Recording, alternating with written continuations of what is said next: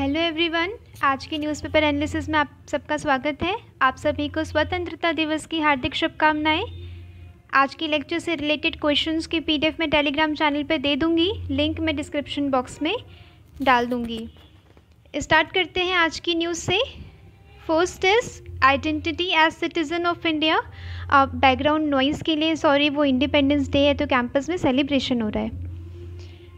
सो first है identity as citizen of India above caste creed region. ये आप अपने जीएस पेपर 1 में एंड ऐसे में लिख सकते हैं। इसमें लिखने लायक क्या है? Common identity as citizen of India. ये आपको नोट करना है, ठीक है। इसीलिए मैंने ये चीज़ें हाईलाइट की ताकि आप नोट करें और एज इट इज़ अपने आंसर्स में लिख के आ जाएँ, कोई प्रॉब्लम नहीं होगी। Common identity as citizen of India is above all other identities of caste creed language and region. Move forward with the spirit of harmony and brotherhood. ये भाईचारे एंड हार्मनी के लिए बोला है अपनी प्रेसिडेंट ने, Draupadi Murmu. Our constitution is guiding document, ठीक है। ये आपको जीएस पेपर 2 में लिखना है, ऐसे में जहाँ पे आपको मौका मिलेगा वहाँ लिखना है। इट्स प्रियम्बल, जो उद्देशिका है, contains the ideals of our freedom struggle, ठीक है। कैसे आज़ादी की एक जंग लड़ाई लड़ी गई, ठीक है। Let us move forward with the spirit of harmony. और हमारी ये ड्यूटी क्या बनती है सिटीज़न होने के नाते कि हम भाईचारे को, हार्मनी को, जो ब्रदरहुड है, फ्रेटर्निटी है, उसे हम मेंटेन रखें। ये हमारे वो प्रियम्बल में भी मेंशन है ये words, right. Dreams and realise the dreams of our nation builders. जिन्होंने हमारे देश का निर्माण किया है, हम उनके ड्रीम्स को रियलाइज़ करें। नेक्स्ट है लैंडस्लाइड्स क्लाउड बर्स्ट किल 48 एज रैन बैटर्स हिमाचल। यहाँ पे लैंडस्लाइड एंड क्लाउड बर्स्ट अपने जीएस पेपर 3 के लिए इम्पॉर्टेंट है, ठीक है। देख लेते हैं landslide India is considered among top 5 landslide prone countries globally, ठीक है। हम टॉप 5 कंट्रीज़ में आते हैं जहाँ पे लैंडस्लाइड के ज़्यादा चांसेस रहते हैं या ज़्यादा दिक्कत करती है लैंडस्लाइड। वेयर एटलीस्ट 1 डेथ होती है पर square kilometre reported every year, ठीक है। हर एक स्क्वायर किलोमीटर में 1 death due to landslide only, okay. Rainfall variability is a single biggest cause, यानी कि जो रेनफॉल, बहुत ही ज़्यादा रेनफॉल हो जाती है अचानक से, तो वहाँ की जो सॉइल होती है वो काफ़ी लूज़ हो जाती है और वो ग्रेविटी के कारण वो नीचे गिर जाती है, ठीक है। With the Himalayas and western Ghat, ये हिमालयाज़ एंड वेस्टर्न घाट क्या ही ज़्यादा वुल्नरेबल है। अप्रॉक्सीमेटली 12 ये आपको अपने जीएस पेपर 3 के जो डिज़ास्टर मैनेजमेंट टॉपिक है उसमें नोट करना है। Approximately 12.6% of countries geographical land area is prone to landslide, okay. Next, landslide are the natural disaster. किसे कहते हैं लैंडस्लाइड? ये एक प्राकृतिक आपदा है अकरिंग मेनली, ये एक प्राकृतिक तो होती है बट अब क्या एंथ्रोपोजेनिक जो कॉजेज़ हैं वो ज़्यादा इसमें अब कंट्रीब्यूट कर रहे हैं। मेनली इन माउंटेनस रीजन और terrains where there are conducive conditions of soil, rock, geology and slope. A sudden movement of rock, boulders, earth debris down a slope is termed as landslide. यानी कि अचानक से गिर जाना किसका? Land का। पहाड़ों से लैंड हो गई, सॉइल हो गई, रॉक हो गई, इन सब का एक साथ अचानक से गिर जाना क्या होता है? लैंडस्लाइड होता है। कॉजेज़ क्या है? हैवी रेनफॉल, अर्थक्वेक आना, स्नो मेल्टिंग, स्नो जो मेल्ट होती है काफ़ी हायर एरियाज़ में, जैसे कि नंदा देवी वगैरह के एरियाज़ में, उत्तराखंड की नंदा देवी, चमोली, रुद्रप्रयाग, इन सब में क्या हो रहा है? जो हायर एरियाज़ है जहाँ पे स्नो मेल्ट होकर नीचे गिरती है वो अपने साथ वहाँ की मिट्टी, बोल्डर्स एंड रॉक को भी वो लेके गिरती है, ठीक है। Under cutting the slopes of due to flooding, anthropogenic activities इसका मेन कॉज है। Excavation, cutting of hills and trees, यानी कि जो पहाड़ों को काट के रोड्स बनाई गई हैं, जो आजकल शॉपिंग मॉल्स एंड बड़ी बड़ी बिल्डिंग्स आजकल पहाड़ों में भी देखने को मिलती है, ठीक है, टूरिज़्म की वजह से। यहाँ पे क्या है? एक्सेसिव टूरिज़्म, जो इको फ्रेंडली हमारा टूरिज़्म अभी तो नहीं है, राइट। उसे क्या करना है? हमें इको फ्रेंडली करना है ताकि जो लैंडस्लाइड के प्रॉब्लम्स हैं वो ना देखने को मिले आगे। Excessive infrastructure development and overgrazing by cattle, very high vulnerability zone कौन कौन से हैं? Andaman, Himalayas, Andaman Nicobar high rainfall regions हो गए, स्टीप स्लोप्स होती हैं जहाँ पे जो वेस्टर्न घाट में नीलगिरी वगैरह के एरियाज़ में इडोकी लैंडस्लाइड याद होगी सबको, लास्ट ईयर ये लैंडस्लाइड हुई थी नॉर्थ ईस्ट रीजन में जो बिल्कुल स्टीप स्लोप होती है, ठीक है, वहाँ पे लैंडस्लाइड के ये वेरी हाई वुलनरेबिलिटी जोन है। हाई वुलनरेबिलिटी जोन कौन कौन से हैं? आसाम प्लेन को छोड़ के जो नॉर्थ ईस्टर्न स्टेट्स हैं, ठीक है, मिज़ोरम, मणिपुर, नागालैंड, अरुणाचल प्रदेश, यहाँ पे क्या लैंडस्लाइड में हाई वुलनरेबिलिटी जोन्स हैं। Next is moderate to low vulnerability zones, जहाँ पे बहुत ही कम प्रेसिपिटेशन होता है, क्योंकि इसका मेन कॉज क्या है? पानी की वजह से सॉइल का लूज़ हो जाना, ठीक है। तो ट्रांस हिमालयाज रीजन्स हो गए, यहाँ पे लाहौल स्पीति जो लद्दाख वगैरह के रीजन्स में काफ़ी कम बारिश होती है। लो प्रेसिपिटेशन जैसे कि अरावली हो गई, ईस्टर्न घाट, दक्कन प्लेट्यू, जो वेस्टर्न घाट का जो दक्कन प्लेट्यू वाला एरिया है वहाँ पे कम प्रेसिपिटेशन होती है। कर्नाटका में, महाराष्ट्र के इंटीरियर एरियाज़ हैं जो, ठीक है, वहाँ पे जो कम प्रेसिपिटेशन होती है, इसका रीज़न, इसका क्या कॉज बनता है कि वो मॉडरेट टू लो वुलनरेबिलिटी जोन है। मिटिगेशन क्या हो सकता है? अडॉप्ट एरिया स्पेसिफिक, यानी कि उत्तराखंड का लैंडस्लाइड अलग है, वेस्टर्न घाट का अलग है, दक्कन प्लेट्यू का अलग है, उधर जो नॉर्थ ईस्ट है वहाँ का अलग है, ठीक है। लैंडस्लाइड हज़ार्ड, वुलनरेबिलिटी रिस्क असेसमेंट, यानी कि कितना रिस्क है, कितने लोगों की जान यहाँ पे खतरे में आ सकती है, क्या लैंड, क्या इंफ्रास्ट्रक्चर, क्या स्कूल्स, क्या बिल्डिंग्स को खतरा है, इन सब का एक असेसमेंट होना ज़रूरी है, right. Restriction on the construction of other developmental activities, environmental impact assessment हो, ठीक है। इन्वायरमेंटल इम्पैक्ट असेसमेंट में क्या होता है? पता लगाया जाता है प्रोजेक्ट्स के पहले कि इस रीजन को की जो बायोडाइवर्सिटी है, या जो लैंड है, या जो पीपल है, उनको कोई खतरा ना आए, ठीक है। Remote sensing, national remote sensing centre under वो ISRO has released landslide atlas of India, जो क्या करता है? वुलनरेबिलिटी मैपिंग करता है कि कहाँ पे सबसे ज़्यादा हैज़ार्ड है, ठीक है, हैज़ार्ड के चांसेस हैं। Early warning system, capacity building and training हो, लोगों को अवेयर किया जाए उनके कम्युनिटी रेडियो, उनकी आसपास की लैंग्वेज में, ठीक है। अर्ली वार्निंग वो सिस्टम को भी डेवलप किया जाए ताकि लैंडस्लाइड होने से पहले पता लगाया जा सके कि हाँ वहाँ की सॉइल लूज़ हो रही है, 1-2 दिन में लैंडस्लाइड के चांसेस हैं, वहाँ के लोगों को एटलीस्ट वहाँ से क्या किया जा सकता है? हटाया जा सकता है, अलर्ट किया जा सकता है, ठीक है। इससे क्या होंगी? जानें कम जाएंगी। देख लेते हैं क्लाउड बर्स्ट। क्लाउड बर्स्ट क्या होता है? शॉर्ट ड्यूरेशन में बादल का फटना कहते हैं जिसे, ये इसमें मूसलाधार बारिश होती है। मूसलाधार मतलब बहुत ही इंटेंस रेनफॉल होती है with in a span of a very short time, ठीक है। शॉर्ट ड्यूरेशन के लिए होती है intense rainfall events over a small area, एक छोटे से एरिया में बिल्कुल बादल का अब मानो जैसे गिर जाना, ठीक है, इतनी रेनफॉल होती है।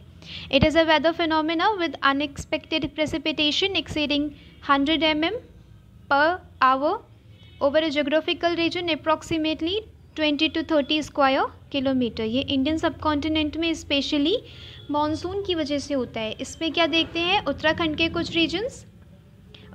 कुछ रीजन्स में क्लाउड बर्स्ट होता है। चमोली, ठीक है, चमोली हो गया और रुद्रप्रयाग हो गया, देवप्रयाग हो गया, यहाँ सब में क्या होता है? ओरोग्राफिक रेनफॉल होती है। ओरोग्राफिक रेनफॉल भी एक रीज़न है, जैसे कि ये पहाड़ है, यहाँ पे क्या हो रहा है? मानसून जा रहा है, ठीक है। अब वो यहाँ पे बादलों को इतना सारा इकट्ठा कर देगा और वो बिल्कुल जब बादल रेन को बिल्कुल कैरी नहीं कर पाते तो क्या होता है? ये अचानक से ऐसे बरस जाते हैं, गिर जाते हैं। तो यहाँ पे क्या होता है? फ्लैश फ्लड के चांसेस हो जाते हैं कि एक ही घंटे में जहाँ सूखा था वहाँ बिल्कुल बाढ़ के आसार हो गए, बिल्कुल पानी हो गया, ठीक है।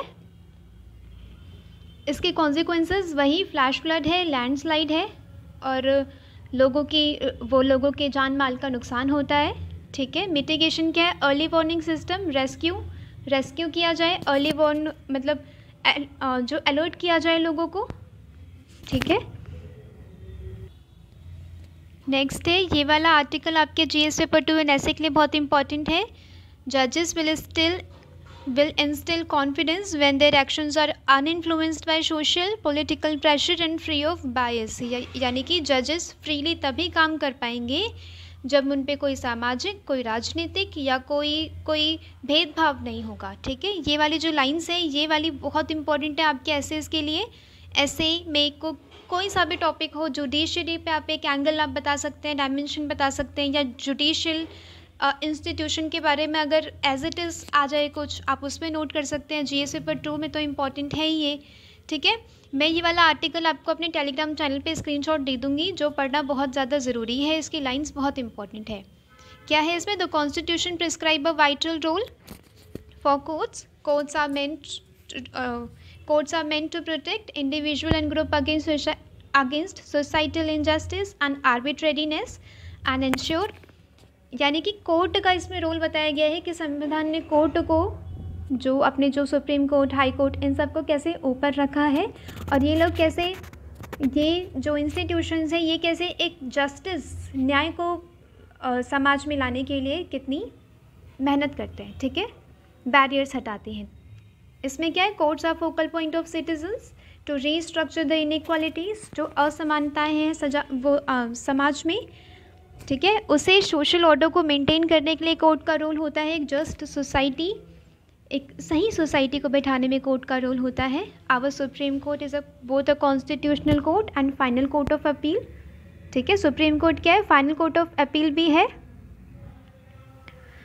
The greatest challenge that the judiciary faces to eliminate the means barriers of accessibility, यानी कि न्याय को कितना एक्सेसिबल बनाया जा सकता है, इसमें कुछ बैरियर्स है। एक फिज़िकल बैरियर है कि कोर्ट जाना, कोर्ट से सारे समाधान लेना। ठीक है, ये एक बैरियर है। इसके लिए क्या है? कुछ ई कोर्ट्स वगैरह बनाए गए हैं। अब तो कम्युनिकेशन, जो एविडेंसेस हैं वो भी अब इलेक्ट्रॉनिक फॉर्म में दिए जा सकते हैं। रिसेंट इनिशिएटिव्स क्या है? Court such as live streaming of court proceedings. Court में आखिर चल क्या रहा है, जजेस कैसे जज कर रहे हैं, ठीक है, कैसे न्याय दे रहे हैं वो लोग, इस बारे में आम नागरिक को पता होना चाहिए। ट्रांसपेरेंट होना चाहिए प्रोसेस। इसीलिए क्या live streaming of court proceedings भी देखी जाती है आजकल। Translation of judgments from English to other languages with the aid of machine learning, यानी कि यहाँ पे टेक्नोलॉजी को, जुडिशियल इंस्टीट्यूशन को अगर हम कंबाइन करें तो एक्सेसिबल जस्टिस होगा सोसाइटी में। ठीक है, एक equal and just society establish हो पाएगी। Okay, while the transparent judicial process is a hallmark of good justice delivery system, it is equally important to impart quality justice to gain citizens confidence, यानी कि जो नागरिक है उनका भरोसा जीतने के लिए क्या करना है हमें? क्वालिटी जस्टिस, क्वालिटी जो वो जुडिशियल इंस्टीट्यूशंस को बनाना है, qualitative, right. Fourth, the judge must encourage dialogue and adapt an approach towards the law which is compassionate and humane।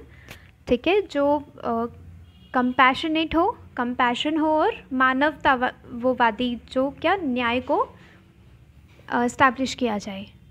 ठीक है, तो आपको यूटिलिटी देखनी है न्यूज़ की कि आप इसे अपने कैसे ऐसे पेपर्स में और जीएस पेपर्स में आप इसे कैसे यूज़ कर सकते हैं, क्योंकि जब तक आप उसे यूज़ नहीं कर रहे हैं आपको न्यूज़पेपर में टाइम वेस्ट करने का कोई फ़ायदा नहीं होता, क्योंकि आप क्या मेन रीज़न क्या है, मेन जो मोटिव क्या है वो है एग्ज़ाम निकालना, राइट।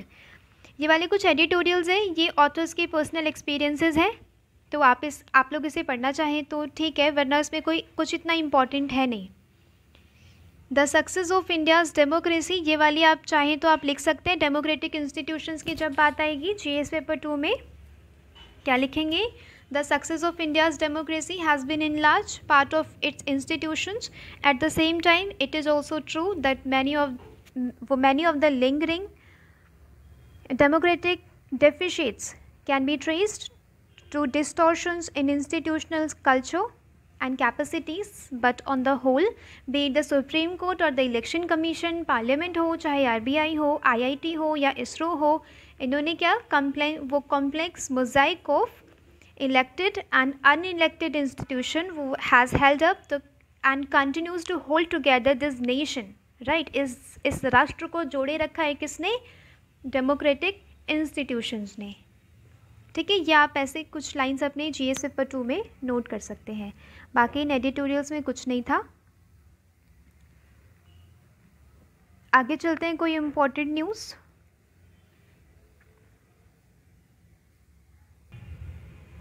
एक ये एक्सप्लेन पेज में देखते हैं ये वाला एडिटोरियल क्या कहते हैं। वाइल्ड फायर्स इन हवाई किल 96, what is happening in wild. ये जीएस पेपर 3 के लिए जो डिज़ास्टर है उसके लिए इम्पोर्टेंट है। जीएस पेपर 2 में जो अपनी वर्ल्ड ज्योग्राफी है उसके लिए इम्पोर्टेंट है, राइट। इसमें क्या लिखेंगे, हवाई is an archipelago in the Pacific ocean. ठीक है, ये आर्किपेलागो क्या होता है, जो समुद्र के नीचे जो वोल्केनिक इरप्शंस होते हैं वो समुद्र के पानी से ठंडे भी होते रहते हैं, जमते भी रहते हैं, और वो इरप्शंस क्या होता है वो धीरे धीरे ऊपर आते हैं और वो आर्किपेलागो बन जाते हैं, जैसे कि जापान बना है, राइट। अपना अंडमान एंड निकोबार वो आर्किपेलागो है। ठीक है, ये एक जोग्राफिकल कॉन्सेप्ट है। कहाँ हो रहा है ये, वो मीन्स वाइल्ड फायर कहाँ है, माउई आइलैंड में। किसने, मतलब कौन कौन सी चीज़ें हैं, कौन कौन से फैक्टर्स हैं जो इसे ट्रिगर कर रहे हैं। स्ट्रॉन्ग विंड्स फ्रॉम हरिकेन डोरा, एक डोरा नाम का हरिकेन चल रहा है वहाँ पे पैसिफिक में, Pacific ocean. Low humidity and dry vegetation हवाई में, वो एक और कारण है कि वाइल्ड फायर्स वहाँ पे लग रही हैं।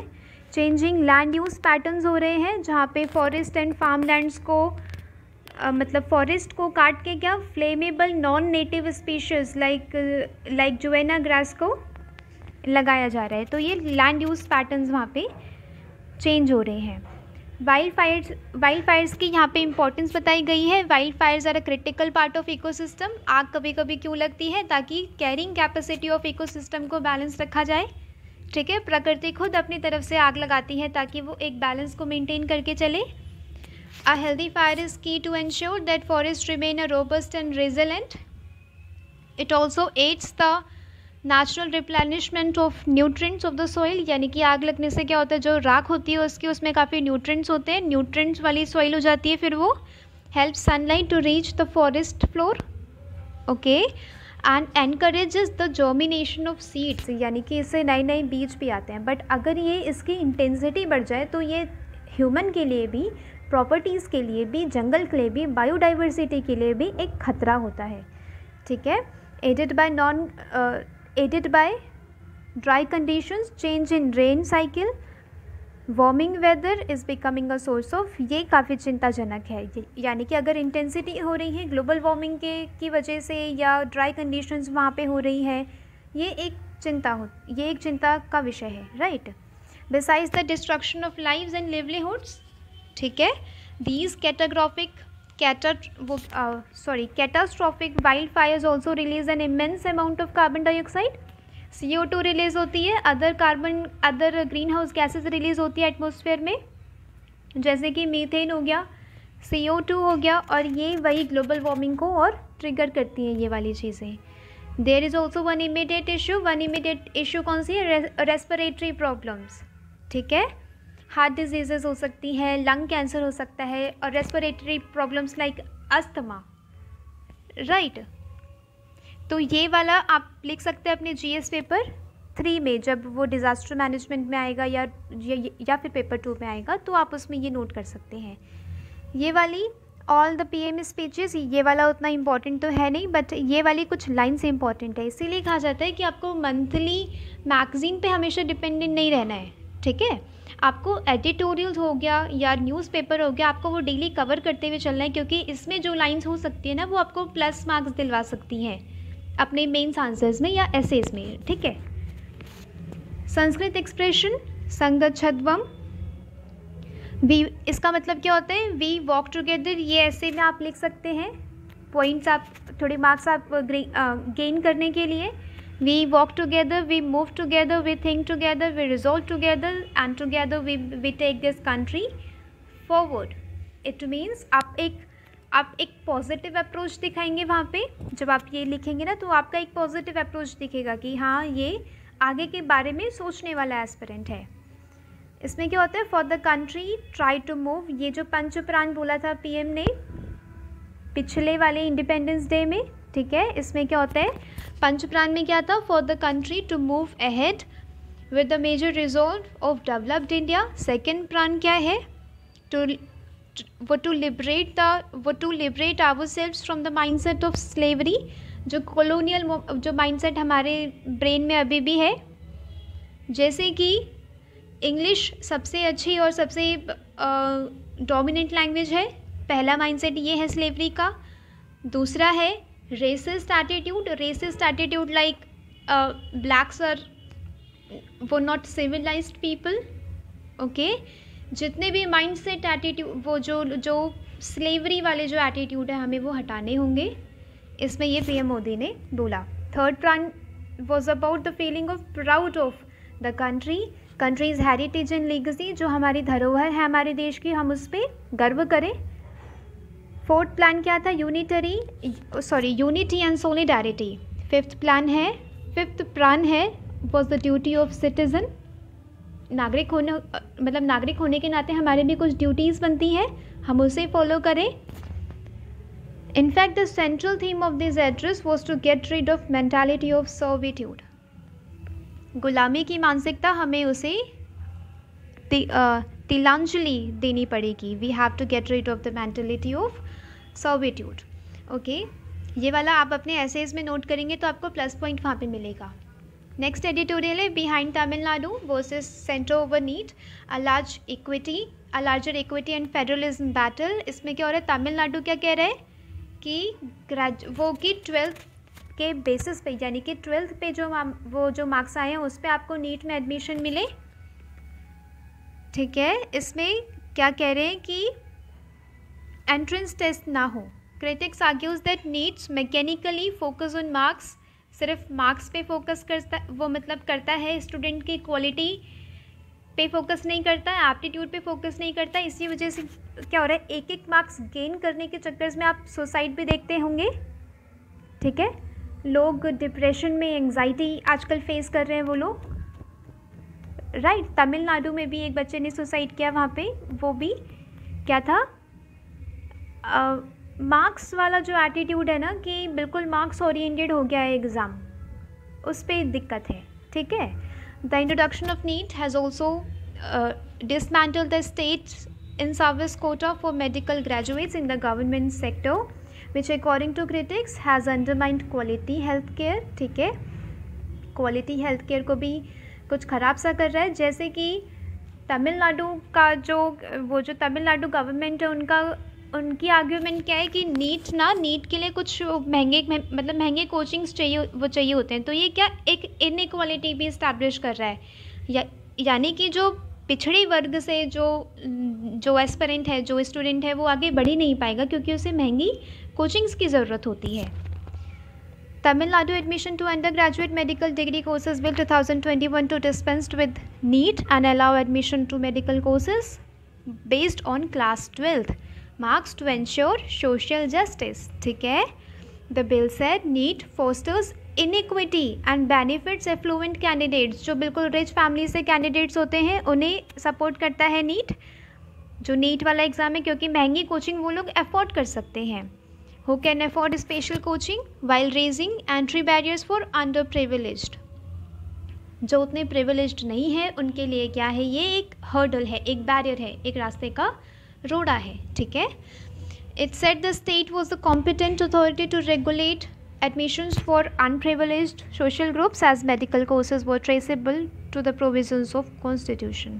so this was important। आप ये पूरी आप न्यूज़ नहीं लिखेंगे, ठीक है, इम्पॉर्टेंट क्या है, आप ये एक एग्जाम्पल के तौर पे वो रखेंगे कि कैसे फेडरलिज्म इफेक्ट कर रही है सेंटर और स्टेट की जो नीट से रिलेटेड जो टसल है वो फेडरलिज्म को इफेक्ट करती है, या फेडरलिज्म में जो इश्यूज आ रहे हैं उसे वो दर्शाती है।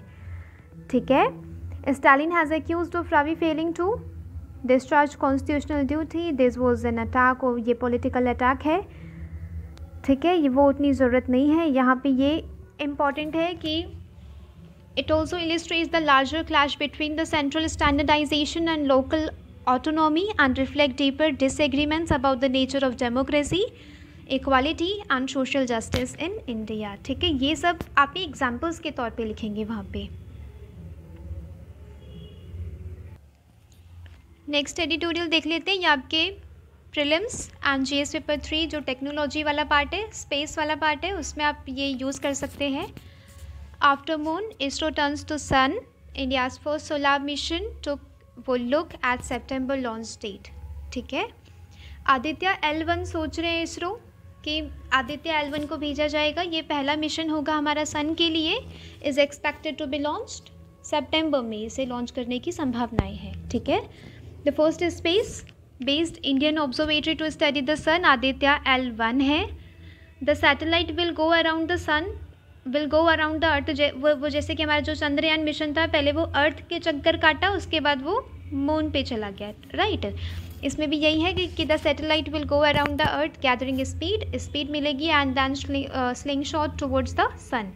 It will then cross 1.5 million kilometers in around 4 months. Then it will be inserted into the halo-shaped orbit around the L1 point. L1 point क्या होता है?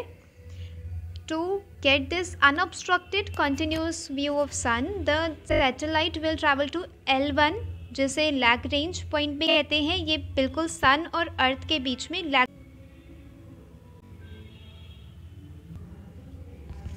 देख लेते हैं लैग्रेंज पॉइंट क्या होता है। ये between sun and the earth होते हैं। There are 5 between any 2 celestial objects. ठीक है, इसमें क्या होता है, जब 2 सेलेस्टियल ऑब्जेक्ट्स की ग्रेविटी ना एक दूसरे को क्या करती है, अपोज करती है, राइट। उसमें ये एक ऐसा पॉइंट होता है जहाँ पे ग्रेविटी नहीं होती। Are refers to as the parking spots in space because gravitational pull of celestial objects equal force required to keep it in orbit। ठीक है, बिल्कुल इक्वल होता है उन दोनों का, तो वो एक बिल्कुल पार्किंग सा स्पॉट हो गया कि वहाँ पे उतनी ज़्यादा ग्रेविटी नहीं है कि वो किसी भी बॉडी की तरफ क्या हो जाएंगे, मतलब गिर जाएंगे या इंक्लाइंड हो जाएंगे। वो एक स्पॉट होता है जहाँ पे हम अपनी सैटेलाइट्स को रख सकते हैं, स्पेशली सन वाले और सन की तरफ जाते टाइम। ठीक है, once at L1 it will be the best वो इंस्ट्रूमेंट ऑब्जर्विंग सोलार कोरोना। ठीक है, सोलार कोरोना वो क्या होता है, वो मिडल वाला जो पार्ट होता है सन का। The closest the man made object has gone to the sun in the is the Parker probe. NASA का गया था रिसेंटली तो नहीं, बट कुछ महीनों पहले। However the objectives of mission were the different. ठीक है, ये कुछ अलग थे। Since it is closer to the sun it can not directly look at the sun. Parker is actually turned away from the sun and observes the particle in the solar wave in that position. Solar wave में जो particles होती है, यानी कि सूर्य की तरंगें होती है ना, उसके पार्टिकल्स को ऑब्जर्व किया है पार्कर प्रोब ने। आदित्य L1 का मिशन क्या है? Aims to study the solar corona, solar emission, solar winds and flares, coronal mass ejections, यानी कि वो जो तरंगें उठती हैं बीच बीच में बहुत तीव्र गति से। ठीक है, besides carrying out imaging of sun around the clock. ठीक है, ये अभी इसरो ने कहा है। आगे देखते हैं कोई इम्पोर्टेंट न्यूज़ आपके एग्ज़ाम पॉइंट ऑफ व्यू से। उत्तराखंड 3 डेड 4 धाम यात्रा सस्पेंडेड फॉर 2 days। अगर आपको अपनी जान बचानी है तो उत्तराखंड में 4 धाम यात्रा में बरसात के मौसम में बिल्कुल ना आए। ओके, यहाँ पे ये merchandise export drop to 9 months। इसके क्या रीजंस हैं? Major part of decline in exports has been on account of decline in global crude prices due to which petroleum product, हम पेट्रोलियम प्रोडक्ट वो ज़्यादा हम बेचते हैं। हम क्रूड ऑयल क्या करते हैं, एक्सपोर्ट करते हैं और उसे हम रिफ़ाइन करके जो प्रोडक्ट्स बनाते हैं हम बेचते हैं। तो क्या हो रहा है, जब क्रूड ऑयल के प्राइसेस कम हैं तो हम जो एक्सपोर्ट कर रहे हैं ना उसकी भी प्राइसेस कम है, मतलब कम हो रहे हैं, ये वैल्यू में कम हो रहे हैं। जो मर्केंटाइज जो एक्सपोर्ट है, राइट, वॉल्यूम में नहीं, यानी कि क्वांटिटी हम दे रहे हैं पर वैल्यू हमें कम मिल रही है। ठीक है, मोस्ट कंट्रीज़ आर, ये ज़्यादातर कंट्रीज़ ने ये कंप्लेन की है कि काफ़ी जो मर्केंटाइज एक्सपोर्ट है वो हमारे कम हो रहे हैं और हम एक ग्लोबलाइज्ड वर्ल्ड में रहते हैं, तो ये इसका इफ़ेक्ट हम पे भी देखा जा रहा है। Keeping India's strategic needs in mind for FTA, जो फ्री ट्रेड एग्रीमेंट्स होते हैं उसमें क्या है, इंडिया अपनी स्ट्रैटेजी को ज़्यादा देखता है, स्ट्रैटेजिक ऑटोनॉमी है इंडिया की ना। India is looking at the common negotiations with the FTA with Peru and Chile. ये जो कंट्रीज़ है यहाँ पे क्या रेयर अर्थ मिनरल्स मिलते हैं, ठीक है। Both of which have expressed interest in such trade pact. Some of the smaller countries are being considered from the viewpoint of securing critical minerals.